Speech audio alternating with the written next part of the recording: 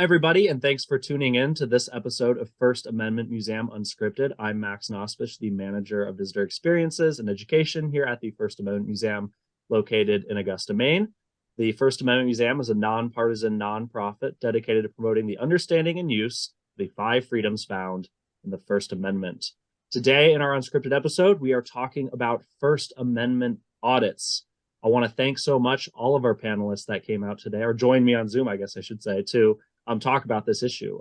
This is, when I put these together, I often find I have topics where, yeah, I'm sure everybody's willing to speak on that. No problem. I'll find a couple speakers in a couple days or so. But this is a topic that it's actually very hard to find people willing to speak publicly on. So all 3 of our panelists are doing wonderful work helping us out today and taking the time out of their days to talk about this issue. So if anybody is watching this, because I know this is the topic that will definitely get some comments and definitely get some shares.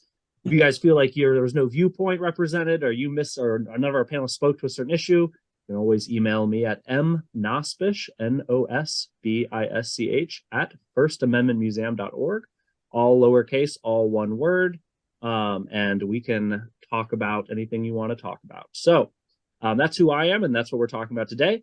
We want to go ahead and introduce our panelists. Scott, if you want to take it from here.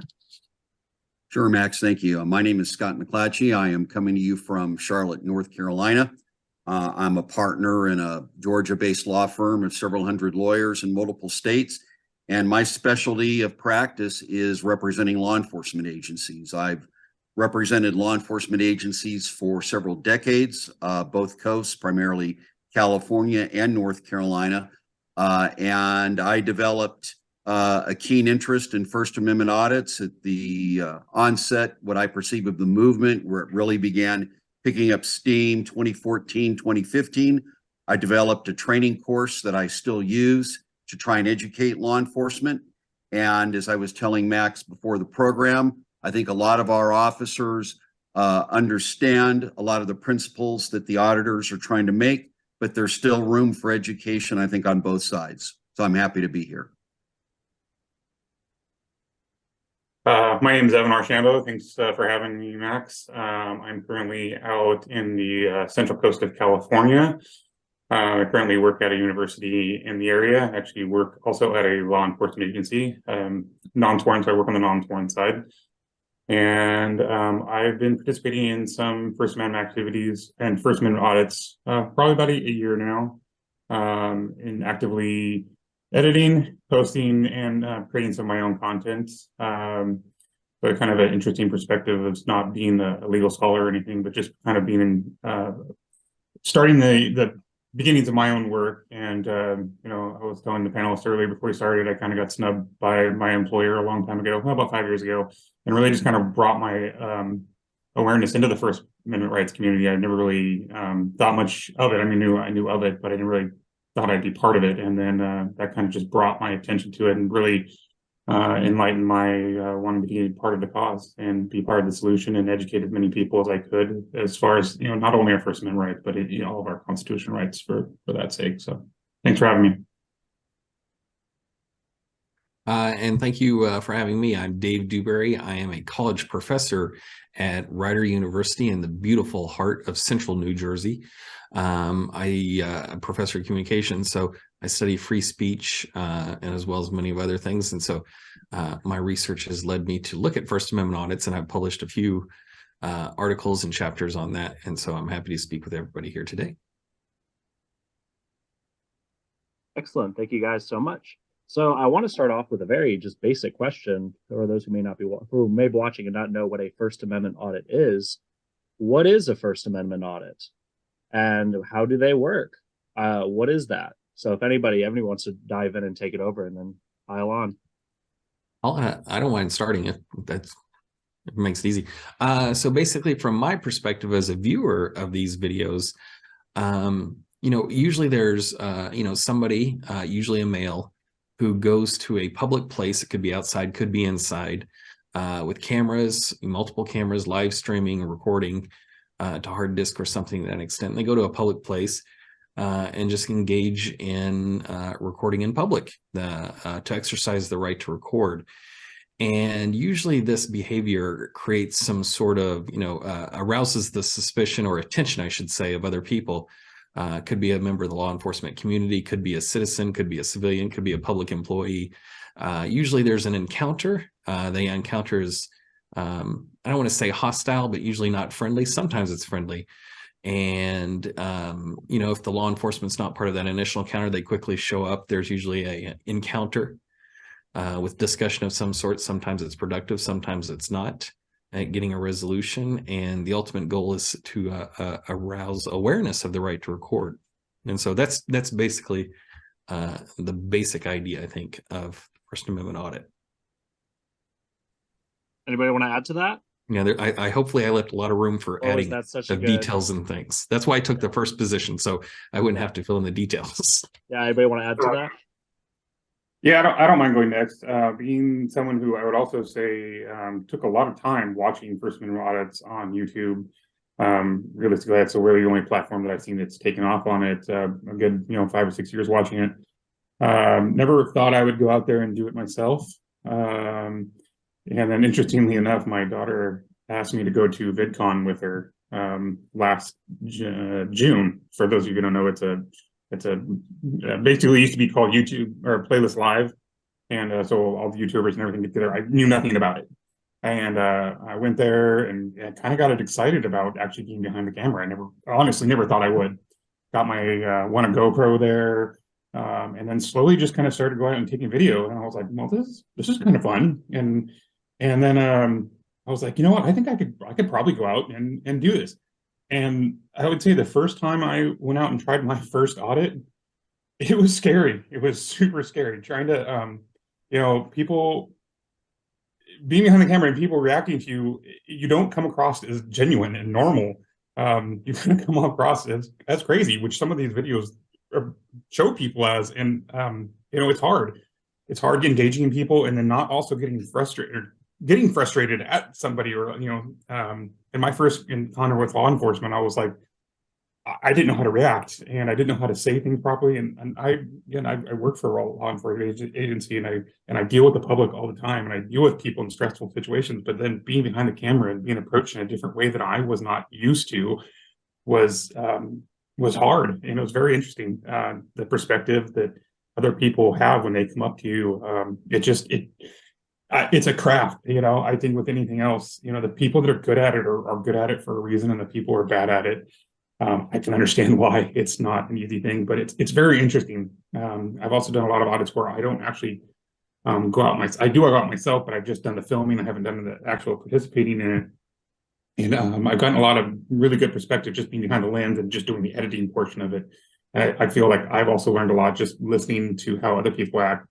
And as I go forward, then I'm definitely going to be one of those auditors that is definitely more calm and trying to deal with people and not trying to arouse this negative attention towards it, because I think you can get a lot more done having a conversation with people and trying to educate as to what you're doing, what you're trying to accomplish, instead of just instigating a negative situation or negative connotation. So it's an interesting process, and I do recommend everyone to go out there and at least go observe it, if not want to do it themselves, just to see kind of how it works. It's different.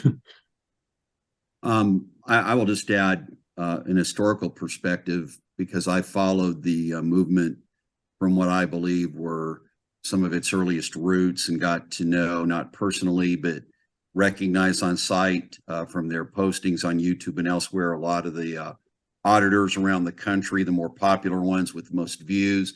And initially, not exclusively, but for the most part, initially, the auditors were bringing their smartphones out into locations in public where there was police activity, and they would film the police officer on the traffic stop. They might have a scanner so they'd know where to show up and film the officer walking up to a call or standing around outside. And in the early days, before the police generally began to understand that people are recognized by courts to have a right to record, we would see a lot of the hand over the face, like, are you filming me? Why are you doing that? I haven't given you permission. And of course, the Supreme Court has never actually addressed the issue, But if they ever did, I don't think the Supreme Court of the United States would say that a person who is merely filming out in public what they can see with their own eye needs permission from what is in their lens finder in order to take a photo or record it. But we moved from a lot of the auditors focusing on police work out in public to, in more recent years, well, as they could get fewer and fewer officers willing to maybe engage with them, as the police got more educated on this, they started bringing their cameras inside police buildings, inside police lobbies, which, as you can imagine, can cause a lot of conflict. People visiting the police department, civilian employees, officers, what are you doing? Why are you in here? No, you can't point your camera in that direction. And of course, for the auditors who are trying to make a point, that was very great content for them. And of course, a lot of the auditors are funded by ads and their viewers. So some of them you will hear them repeatedly say, hey, if you like that, hit that like button, ring that bell, because they are monetizing their efforts. And I'm not saying there's anything wrong with it, but that's how a lot of these auditors do make their money. My concern of late, and really in the last couple of years, has been the effort by some of, I would say, the more aggressive auditors taking their cameras outside of where maybe they're in a public forum or a public place, but they're going into areas where they know they're going to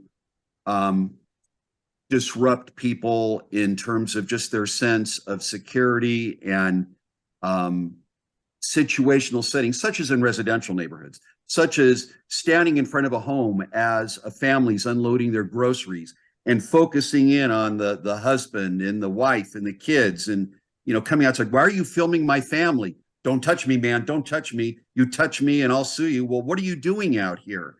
And to me, that's not so much the First Amendment, because the First Amendment only serves as a prohibition on what the government can do to stop or prevent your speech or your news gathering. And so I hate to see sometimes these situations with some of the auditors being, I'm actively trying to push the buttons on some civilian who's not associated with the government. But then again, who does the civilian go inside and call? The police. So ultimately, we do get that response that Evan and David have referred to. So I have that overall historical perspective on this, and I understand the movement, and I also understand the law enforcement side. I've been in law enforcement myself, and there is a tension there very often. It doesn't have to be, but very often there can be a real tension. So thank you guys. And I want to think about what are some of the positives and negatives of the First Amendment audit movement. And maybe that's not the best way of framing it, but what are some arguments for First Amendment audits as being a positive thing? And what are some arguments against First Amendments as being a negative thing? Because this is something that people have reached out to the First Amendment Museum about. And it seems the impression I've gotten is it's a kind of controversial phenomenon. So what are some of the pros and the cons, arguments for and against? Really like Scott's point of view as far as people taking you to the stream, because you get, especially when you go out there, you get a lot of people saying, hey, you don't have the rights to film me, you need to have a some sort of disclosure act, or you need my permission and everything. So I guess if you're looking in terms of traditional time, place, and forum, as far as exercising your rights, I think that's really where it should be. And like Scott was saying, when people used to just go out and film interactions with law enforcement or whatever. But yeah, I do think once you take your right to your First Amendment and take it to somebody's house or take it to a private residence, I think at that point you've taken that right too far, or your perception of that right too far. So I guess if you're trying to say there's a pro, I think you definitely want to hold government accountable, but that's what it's for. But on your negative shed of that, are you trying to just arouse somebody's suspicion or other just to get a negative connotation so that law enforcement will come to you instead of creating a situation where you can have dialogue with somebody?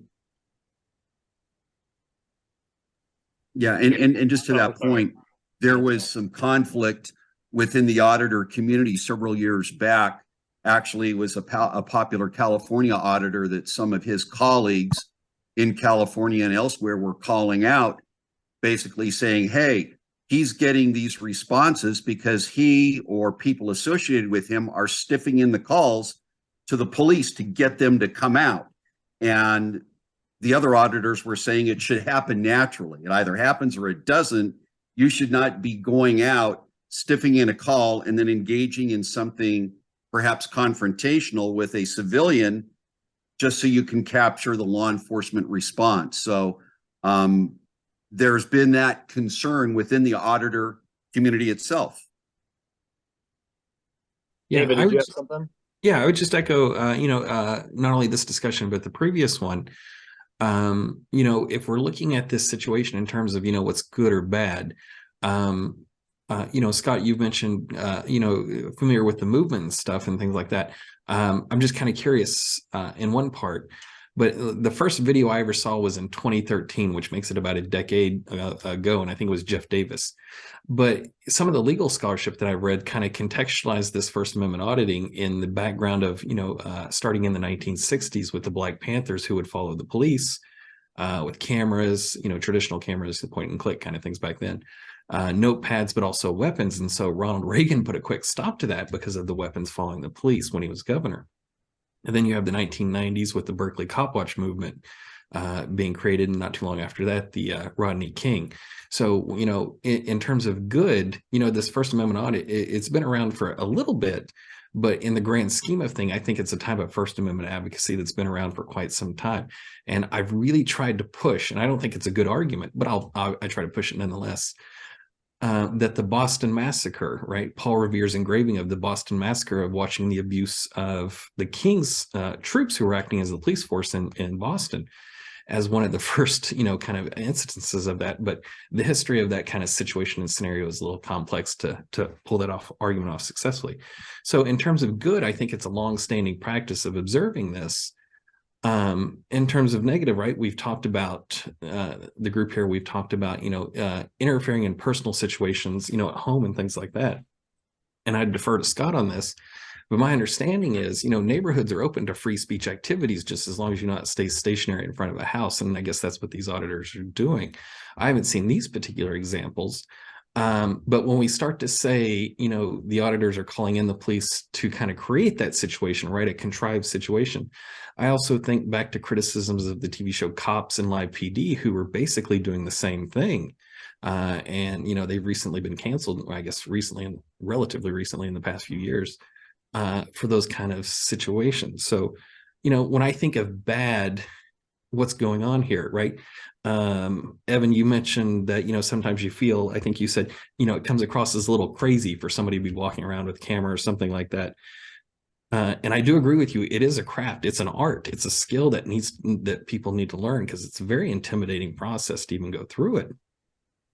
But I also remember, when we think about how these people come across, that the people who fight for the First Amendment freedoms are not necessarily nice people or friendly people, right? People with popular ideas and popular speech aren't the ones who need their ideas protected. It's the people that challenge things, right?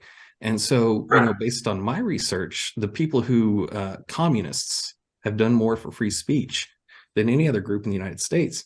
In terms of freedom of religion, Jehovah's Witnesses have done that. And so a lot of people complain about those kinds of people. So when we say, they might be intrusive, invasive, and contrived and those kind of things, those are the people that help define what we know as free speech today. So what do citizen journalists, citizen activists, First Amendment auditors, what are some things they need to know, either from the legal side, the cultural side, tips on how to do it successfully, tips on how to do it safely? What do First Amendment auditors need to know in your perspective? One thing I found in my research on this, and Scott's right, there's never been a Supreme Court case on this, but there have been Supreme Court cases on, the right to record news, right to what's in public. There's no expectation of privacy in public, and all these kind of other things that go on that help auditors. And so what I found looking at the arguments of First Amendment auditors, most of them know the case law pretty well. The circuit court case law, some of them know that a little bit, but the circuit court cases are a bit off compared to true First Amendment auditing. But they seem to know the law very, very well. And it's those people that I've seen do well in this kind of activity But I think it's when I see people who just seem to be copying or mirroring others tend to not do so well. So I think it's a little bit more than just watching and doing, but actually having that kind of legal background and knowledge is key. Also, good camera work. I mean, that's when it comes down to it.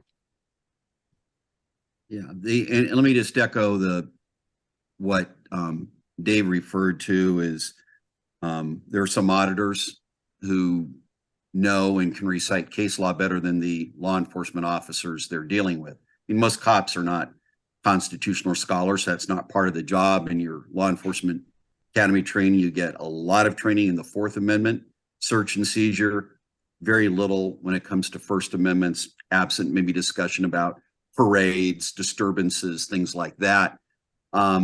So you sometimes have auditors who will pick up on something because they've seen it, they've read it, but it's not entirely accurate in the way they're trying to employ it. For example, if a police officer detains an auditor, meaning the auditor's not free to go, the officer's conducting what we call an investigative detention of whatever the activity is, the officer is supposed to have, according to the Supreme Court, reasonable, articulable facts in his or her mind that would lead a reasonable officer to believe that crime is afoot. A crime is being, has been, or is about to be committed. That's pretty basic. Because of the words that are used by the Supreme Court, articulable facts, some auditors have been taught, well, that means that before the police can ask you any questions in an investigative detention, they must articulate, basically using it as a verb instead of an adjective. And I've seen encounters, well, officer, before I answer any of your questions, before I say anything, I need for you to articulate for me your articulable facts. And the officer says, well, I don't have to do that. Well, officer, are you familiar with the case of, and it kind of gets a little circular, it doesn't go anywhere. And it's frustrating for me because sometimes these auditors, I think, are right on point in that particular scenario. They may have the upper hand legally, but the way they're articulating it to the officers doesn't get them anywhere. And I don't know how that ever changes. You know, on the one hand, I try to educate law enforcement. I wish the auditors themselves had a means of being a little more fluent in some of this governing law. It might help both sides.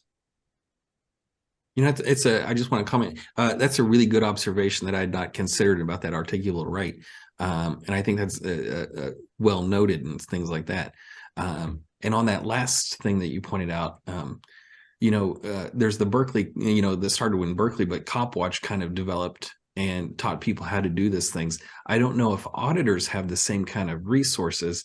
The few I've spoken to, I wonder, and maybe this is a question Evan can ask, they don't seem like a group of people that would go to training or something like that, even though that might be out there. And I don't even know if there's like, you know, a First Amendment studies or First Amendment audit program or something like that people could do. I think that would be a great way to make extra money rather than ads for the local Toyota. I know, that seems like a great business venture. We should give Scott some sort of training or a kickback on the funds there, whatever could be made. You know, I would say I have not seen any First Amendment auditor training, but that sounds like a very interesting concept. I mean, for myself, just like you guys, my only training has been just watching other people do it, watching the good, the bad, and the ugly, and watching, you know, what I've gone out and tried to, at least stuff that I can put out and will put out in the future. I try to, at least when I go put out some work or film some work and then come back and edit it, I try to look at it through my perspective of how I want to do something. I look at it like, you got to almost make a show, right? You're making a, you know, small, either 1 minute or 8 minute TV show, and you got to capture an audience. So that's part of it as well. I mean, you're going out there to educate people. You're also going out there, you know, like some of these people, you're going out there to make money. That's what they're using it as a job. You know, it's realistic about that. You know, it's great that we're all trying to go out there and accomplish, trying to spread the word and spread the message. But, you know, it's a good question. Maybe, there should be a First Amendment school, but as far as, you know, like, you know, police going through, you said Fourth Amendment training, you know, learning Terry versus Ohio, Philadelphia versus Tennessee versus Gardner. That's all put in your head, right? As police officer training, but nobody goes through. I don't think, as far as police officers go through any type of First Amendment auditor training, as far as not even auditor, but just case law, like you said. But I mean, I can only think of like Smith versus Cumming, Georgia, and things like that come up in some minor appellate court laws, but there hasn't been anything major that says you can and cannot do things except for traditional public forums, right? So you do give a good point, and I wish more auditors were educated on the law and use it to their benefit. Instead of, like you said, I'm gonna go out here and I'm gonna you got to have that your RAS, your reasonable period of suspension, but really they should just be quiet. They should just invoke their right and just be quiet and listen, and then try to present their facts as to what they're doing. I think that their point would be come across, especially if they're talking to the general public, like, I'm just not going to say anything, and then I'm going to say, hey, this is why I'm here. I'm trying to educate either the officer, the people involved, and this is why I'm here. And if they did auditors did a better job explaining why they're doing what they're doing, I think they would get a better core reaction than just that I'm going to poke the bear in that realm. I want to say when I was coding videos, when I was watching this, I coded like 40 hours of videos, and I stumbled across one channel that was called, I forget the exact name, but it was basically silent auditing.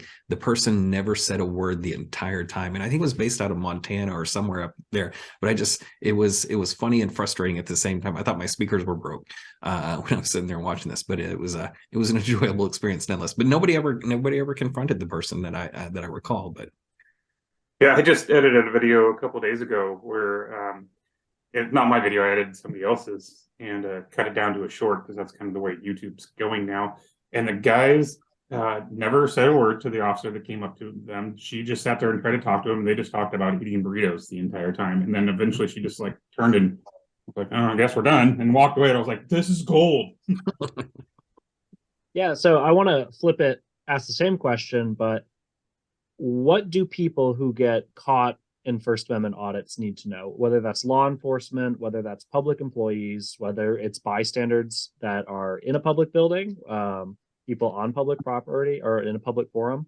What do people who find themselves caught, subject of, however we want to frame it, of a First Amendment audit, what do they need to know? What are some tips? What are some things, again, legally, behavior wise, whatever? What do they need to know? I would say watch what you say, because you've got at least one camera on you, and some of these auditors are very clever, and they may be holding one camera and they've got a body worn camera mounted somewhere else. There's one of my favorite audits from about 5 years ago out of South Georgia, involves a very successful office auditor out of the state of Florida.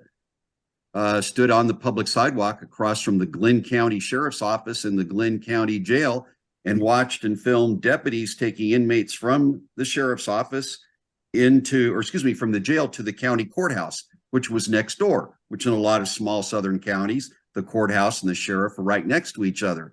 He got approached by two senior sheriff's officials. Are you recording inmates? Yes, I am. Well, you're being detained, and all this went on, and one of the sheriff's officials reached out and says, turn your camera off. He goes, no, so this is my right. And he reached out and grabbed it, removed it, but this guy's secondary camera recorded the whole thing.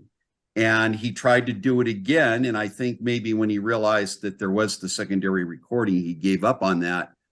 But watch what you say, and try to, especially if you're a public official, it may be annoying that someone's got a camera being aimed at you, but you have to remember you are a representative you are the government, and what you do say does have consequences, and you've got to be professional. And obviously now's not the time for you to be going a whole litany of what ifs. Of course, there are a lot of what ifs. What if it's a crime scene and we're talking about the police? What if it is the back upstairs corridor of a small public city hall in rural Iowa where there's no security, and you've got an 82-year-old records clerk trying to eat her lunch in a little backroom kitchen, and you've got an obnoxious auditor that comes to the door and starts focusing on her eating her tuna sandwiches. Sir, what are you doing? Isn't this a public building? Well, yes, sir. Well, I own this building. I'm a taxpayer. And very rude, almost assaultive type conduct. And that's not appropriate either. So we need to understand that there are contexts, time, place, and manner, as the other speakers on here have alluded to, do matter. But at the same time, there is a wide amount of berth that auditors can have if they are in a public place, a traditional public forum, and we need to be mindful of what we say to them and how we, when we are the government, say that. You know, I would echo that. It's all great advice. You know, sometimes it's difficult having that camera in your face, but I always enjoy and get a tickle out of when the auditors point out, you know, there's cameras in every public building. And, you know, the discrepancy between one entity can do it and the other one can't is a bit much. But, you know, the only advice I would give to the people who are on the receiving ends of these audits is, you know, remember the advice you would give young people and their kids. What you do and post on the internet will be there forever.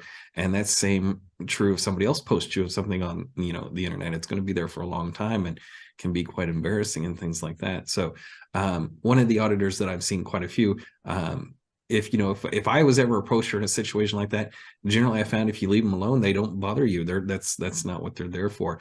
Or you offer some support. But the one auditor I've seen quite a few of his videos, he just goes, just say hi, mom. You remember, like, you know, when, you know, we were kids and there was a camera, it was a very rare thing. And you just, hi, mom, and you see it on the news later. That's really what it comes down to, is something like that. But it can be stressful. And so it's tricky. You know, there's a difference between the law of what you can say and manners and decorum and things like that. But, you know, whether they're doing it for views or money or anything like that, I think at the core, people are expressing their free speech rights. And again, it's always the not so nice people who are expressing these ideas that need First Amendment protection. And I think a lot of people marginalize and think lowly of these groups, right? I hear the word frauditor and things like that. But whether it's legitimate or not, it's a right. And those rights are there for a reason. So just be mindful of that. Evan? You can always say pass. No, that's good. I was just listening to both you guys. What you both said were fantastic, and you know, I know exactly what you're talking about, David. And you know, Jason is a great person, and as far as I'm concerned, and I think he does a great job out there. And you know, if you do look at it back, you know, and you know, the 70s and 80s, and when, you know, people were on camera, especially news, you know, people did, when they came up to cameras, hi mom, you know, things like that. That was great. And now you're upset. Now people are like, oh, why are you doing this? You know, I do agree that if you just treat them, you know, like normal people, they're probably just going to leave you alone. They're probably not going to get that right. Or they don't want I'm sorry, I'm not putting this right. They're looking for the negative reaction, right? But not all the time do people. I'm not putting this right. I'm trying to think about my own regard when I've gone out there. You know, I'm not trying to always look for a negative reaction from people, and I don't think that's what the goal of that is. But I'm not coming across right on this. I'm sorry. My daughter's doing something out here. But I do agree that if you're going to say something, make sure you're saying something properly. Make sure you're articulating it the way you want to, and you're not coming off, you know, as argumentative. I think you're not going to get your point across that way. So, public property versus public forum. What's the difference? I'm confused. Why can't I take my camera and walk onto Area 51 and record as a tax-paying citizen? Why can't I do that? Oh, this sounds like a Scott question all day.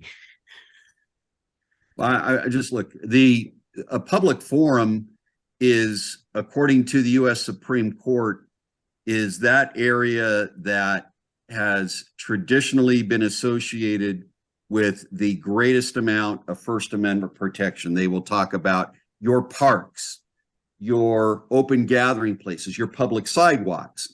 Doesn't mean, of course, you can block a sidewalk and impede pedestrian access, but somewhere where you can be out there, whether it's handing out religious literature, political literature or proclaiming the supremacy of good versus evil or evil versus good, there is a well-recognized First Amendment right to do that. Now, as you leave that traditional public forum, the Supreme Court has recognized other designations such as a limited public forum, and then you have what are considered non-public forums.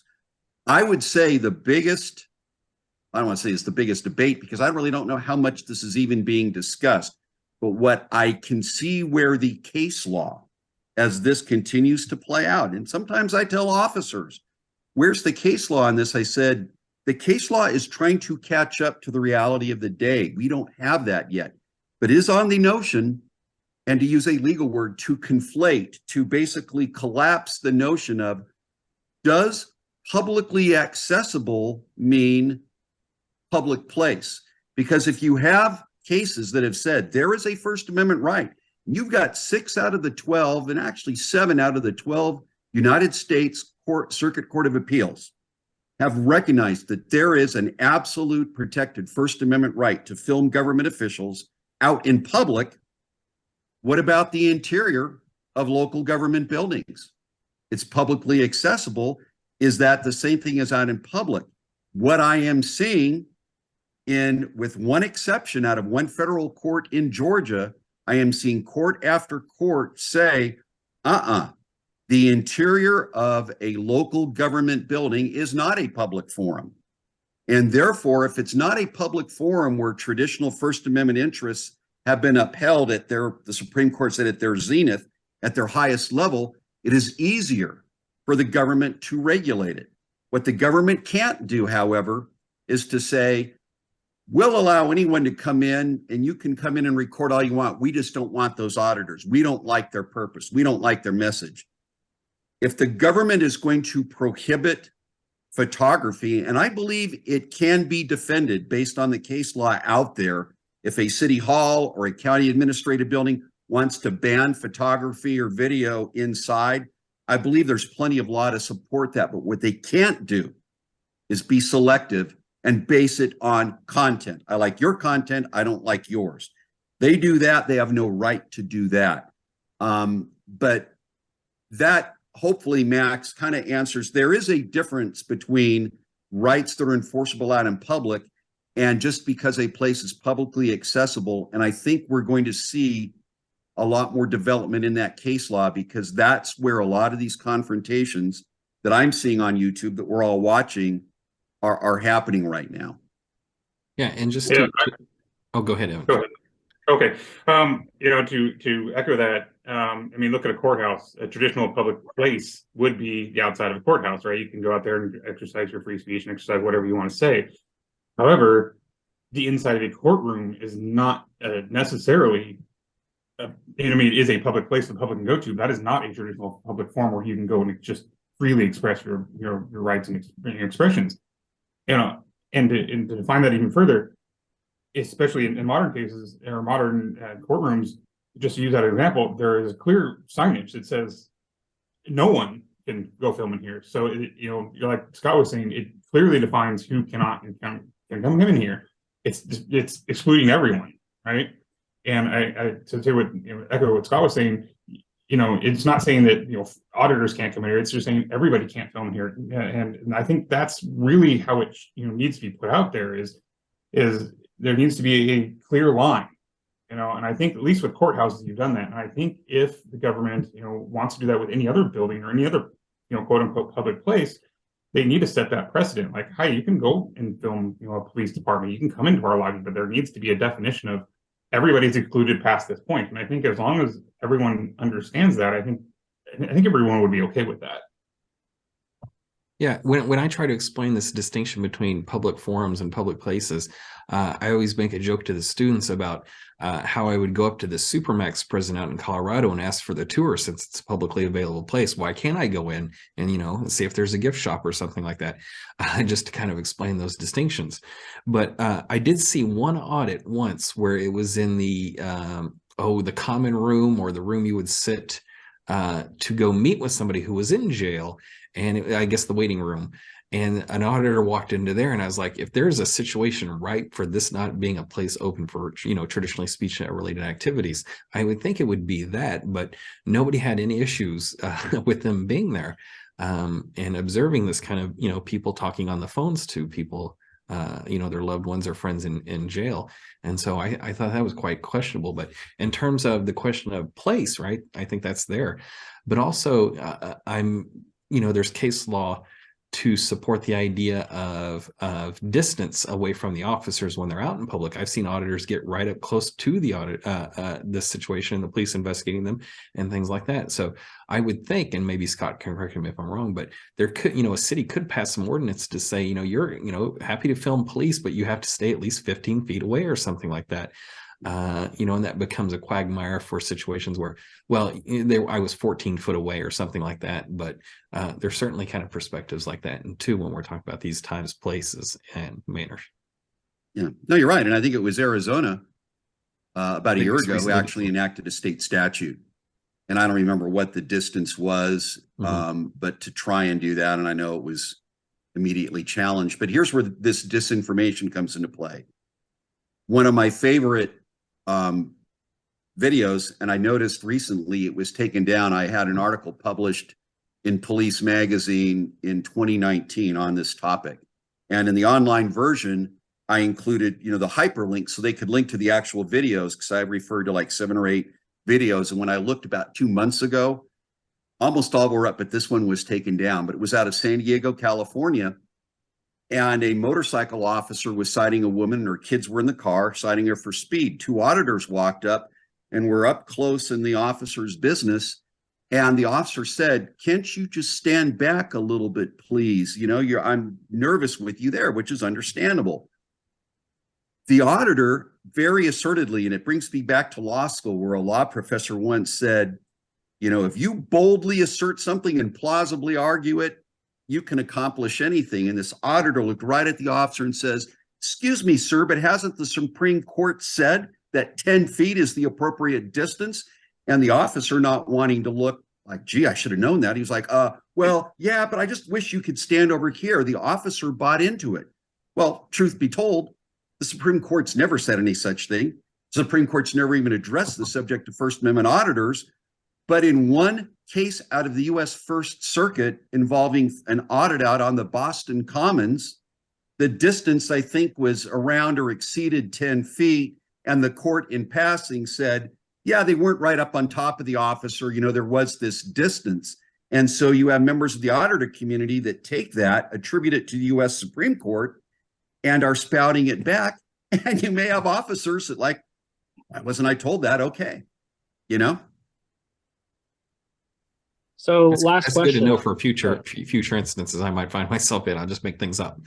Say it boldly. Yeah, I think there's probably a lot of truth in if you just boldly assert something to someone who doesn't know. Probably the law, the professor's exact words were, "The law is nothing more than that which is boldly asserted and plausibly argued."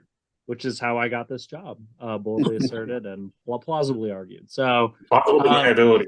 Yeah, exactly. So, last question. What's the future of these First Amendment audits? Is this just a flash in the pan? Is this a YouTube fad that's going to go away soon? Or what's the future of this, in your opinion? If you have any thoughts on that at all? I don't know. Let me say one thing, which I only became really aware of in the last 12 months. And again, I've been studying this. Dave talks about his, spouse saying, what are you, watching all these videos? I mean, my wife, so many times over the years, has walked through the room and says, yeah, show me your ID. Why do you have to see my ID? Because I'm watching these kinds of videos. But I think one thing that Dave touched on, which I was not really aware of until about a year ago, he talked about the idea of a frauditor. So for so long, we had just the First Amendment auditors with all their videos.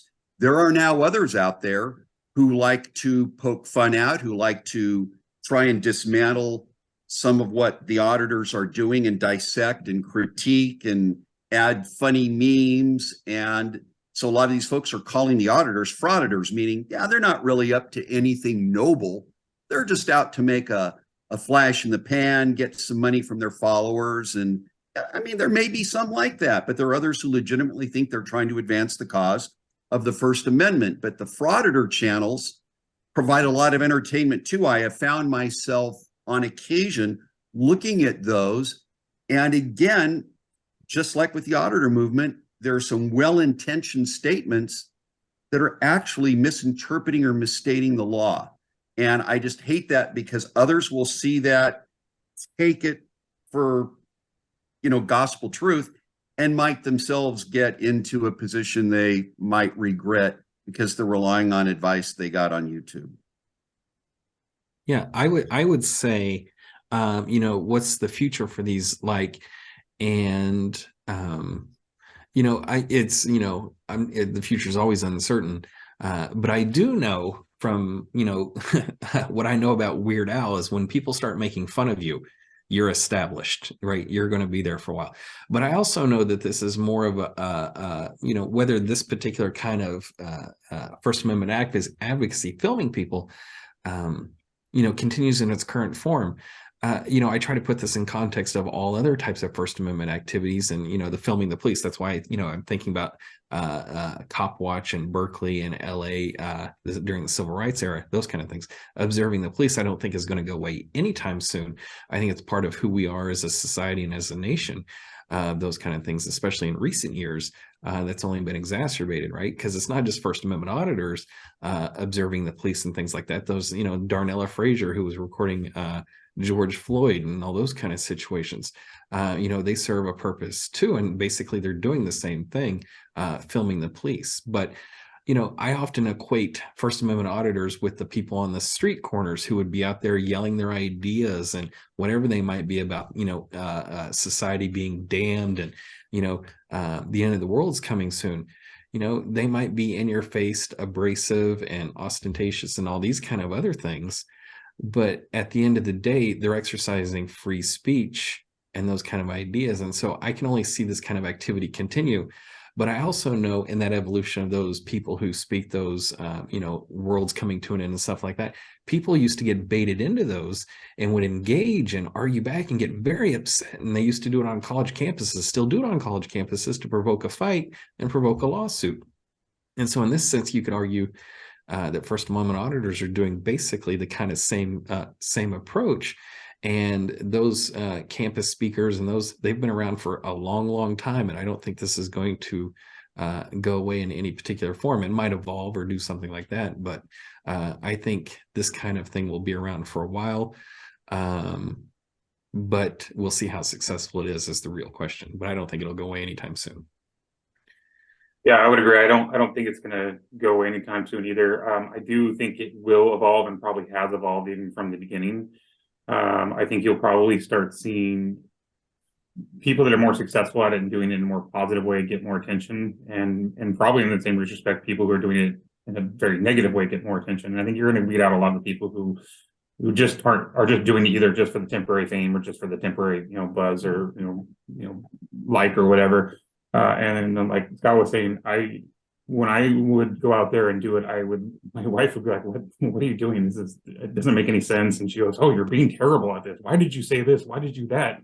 And I took a lot of what she had to say to heart, because I was like, well, she's somebody who doesn't, she wasn't there. She doesn't understand as far as what I'm doing. And then as she started listening to my progression of how I would start going, she would give me those tips. Like, if I were to listen to you, or I were to go watch you, or I were to, do this, I would like you to say these kind of things. And I took a lot of that to heart and going, that is a much better approach. People are going to respect that a lot more. And so I think, I would hope that it would continue in that, in that fashion. I think, as far as the frauditor comment goes, I've always found that would be kind of interesting. I've got a more of a troll kind of movement as far as just people trying to egg, them on. But, and thinking about, the Weird Al concept, if you're being made fun of, somebody's watching you. So, and another point of that being, just like you were saying about listening to people on the street corner, somebody's got to deliver the message, and if that's a radical message, whether you think it's radical or whether you think it's, something you don't want to hear, if somebody isn't out there saying it, and this quote, one other famous auditor, rights are like muscles. If you aren't out there flexing them and using them, then they're going to go away. So, I would like to say, from my perspective, if we aren't out there, protecting our rights, then what rights do we want to keep? And why are we even trying? Well, why as a society, what are they for, right? And I think, as long as they're being used properly, then, we're doing good. And I think that's the point. Excellent. Well, thank you all so much for joining us.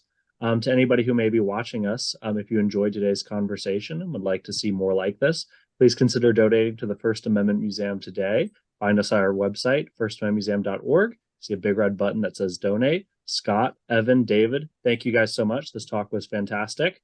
Do you guys have any last words or anything, or are we good to go? I kind of was curious what everybody's favorite First Amendment audit was. I have no idea, but I'll let you guys answer. I don't know if I watched it where I have a favorite. You all have one there's or a definitely channel one that that stands out? stands out in my mind that I use in my presentation. It was in South Carolina, like a local, some sort of local building, and the people freaked out. And I use it as an example of what not to do, how not to react. When a First Amendment auditor comes in, it was like, it's from years ago. I wish I knew exactly what it was from.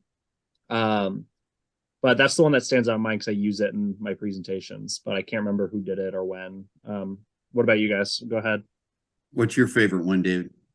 It's there's a number of channels. There's a lot of channels, or news now from wherever. And Right. I talked to one auditor and said, one of the first ones that they ever watched was from News Now Houston, and then everybody just kind of followed that along. And so when I was interviewing him, I was like, do you all know each other and stuff like that? And he goes, kind of, sort of, not really. And, that was a challenge for me trying to research people. I don't think they're, some auditors are open talking to others that are not, well connected for whatever reason. But I watch James Freeman. Sometimes he's not a First Amendment auditor per se. He does a lot of other things, but I always get a tickle out of the genre where the auditors ask the police the questions the police would ask. Have you been drinking? Have you been, can you put that weapon away? Can I hold that weapon? I always love those kind of inversion of power structures. But my favorite approach is when there's about like 4 or 5 auditors all get together and go auditing as a group, because it's everything that we've talked about.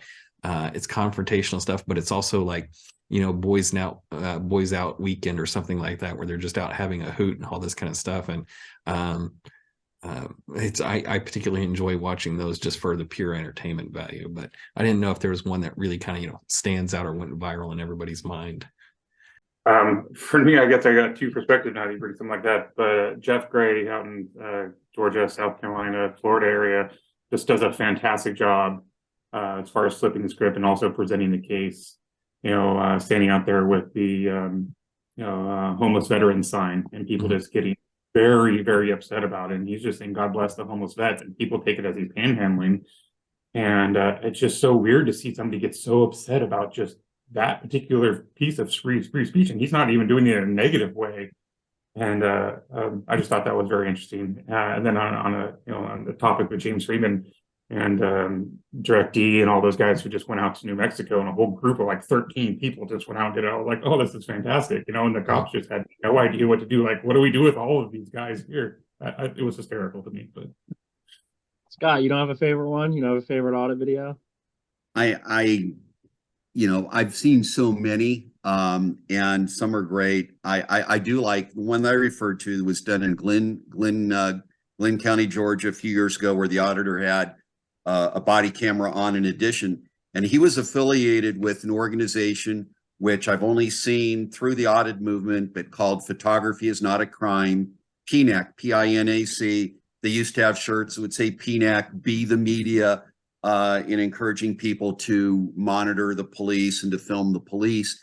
And when one of the sheriff's officials said, well, why are you doing? You doing this your own, or who are you with? He goes, photography is not a crime. Well, no, I know what your philosophy is. Well, who are you working for? He goes, photography is not a crime. No, you don't understand. It was like a Saturday Night Live episode. Like Abbott Costello. They were talking past each other. And then ultimately he said, photography is not a crime.com, a news organization out of Orlando. And the guy's like, oh. Well, thank you guys so much. Appreciate it.